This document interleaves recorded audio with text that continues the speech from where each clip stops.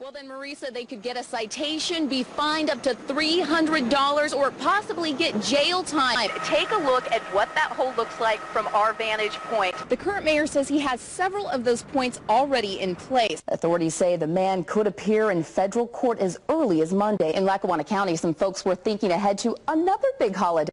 Over that hole on Pittston Avenue. Jody. Now it's blocking it up, but this wall went like this all the way down. You can walk around my house. No, you can't. You can't. My house is right in the creek. The wall's gone.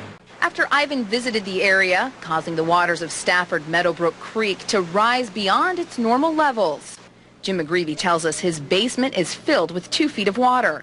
Just across the street, people had to leave 4 homes because of rising water.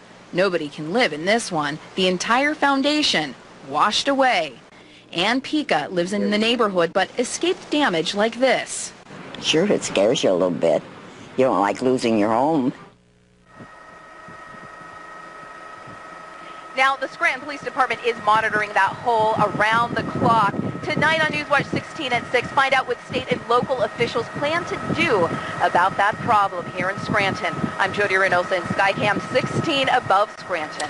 Jody, thank you. Jodi Reynosa is following this story. She joins us now live from the newsroom. Jody? Hi there, Mike. Police say this man is an extremely dangerous pedophile. They told me he could be a threat to almost anyone around him. 21-year-old Andrew Baum is headed to the Lackawanna County Prison the very day he was released from a juvenile detention center. He spent 5 years there for possessing child pornography. That's why police didn't want him on the loose. Knowing his past history and his diagnosis of being a pedophile, we felt as though we had to do some further investigation. We knew there was potentially other victims out there. We came across these 2 other victims, and he was charged today. Lackawanna County District Attorney Andy Jarbola believes society will be safer with Baum locked up. And everybody that's involved in the system, knowing that this man, if he were released into the community, what kind of problems he could cause to other people, yeah, we feel safer. Jarbola believes there may be other victims out there. If you have any information on Andrew Baum, please call his office at this number, 570-963-6717. Jodi Reynosa, Newswatch 16, reporting live from the newsroom. All right, Jody, thank you. To explain, Jody, if people are caught doing those things, then what? Well, then, Marisa, they could get a citation, be fined up to $300, or possibly get jail time. All part of ordinances that have been in place here in Scranton for years, controlling what people do here on the sidewalks outside the mall. Now, in the last few months, police tell us that shoppers and mall workers are complaining about what they call the skater crowd.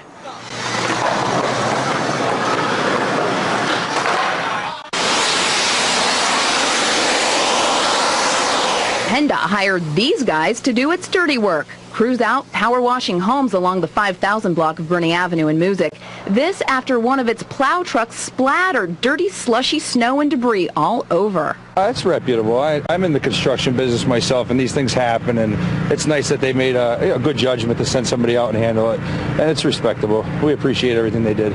Take a look at what we found a week ago. This is Tom Benny's home. The muck splashed all the way to his side door. But it didn't stop there. Some car dealerships got hit too. Here at Gronsky's, we found one worker washing off the mess. And over at Northeast Auto Truck, besides the cars, we're told one of the workers here got splashed by the PennDOT plow.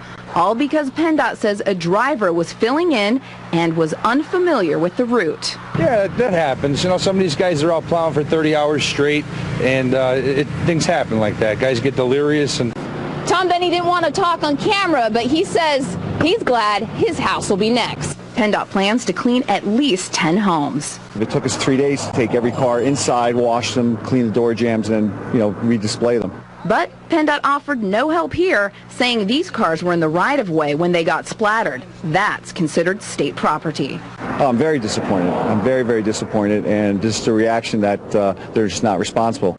Jodi Reynosa, Newswatch 16, Music. Reynosa joins us in the newsroom with more on this story. Jody? Mike, so far the 2 men arrested today are only charged with 1 burglary, but police in Old Forge believe they may be responsible for 5 other break-ins since February. We talked with the man who helped police catch the suspects in the act. Then when I was down the cellar, I heard footsteps in the bar upstairs. Those footsteps in Mac's Cafe in Old Forge belonged to these guys, Joseph Murphy and Kevin Kearney, both 19, both from Old Forge. Bar's Nikki lives in the apartment above the bar. I told my daughter, call 911 and bring the cops down here right away. There's somebody in the bar right now breaking stuff. Police tell us this is the second time in 6 weeks that Mac's Cafe has been hit. Besides Mac's, they tell us 5 other businesses in Old Forge have been burglarized in that time period. Other bars include Maxie's here on Kaiser Avenue and the Diamond Club. Police believe Kearney and Murphy are connected to all of them. Yeah, we're pretty sure they might be linked. The investigation is continuing. We actually had extra patrols on, and we tried to, after the first couple burglaries came in, we tried to keep an eye on the bars. Rick Snyder lives right across the street from Mac's Cafe. It's crazy because, you know, I worry about it because with my wife and my son sitting in here at night, you never know what's going to happen, you know. I've had the truck broken into. Even though police have made arrests, Snyder is still concerned. I worry still a little bit, but I feel a little better about it. You know, knowing they got somebody, maybe it'll stop. Let's hope it stops. You know, I don't need this nonsense down here. I came from New Jersey. I bought this house because it was quiet. And that's the way I want it to be. The 2 suspects are locked up in Lackawanna County Jail tonight. Investigators are following up on leads to see if they can connect the men to the other recent burglaries in Old Forge. Jodi Reynosa, Newswatch 16, reporting live in the newsroom. Jodi, thank you.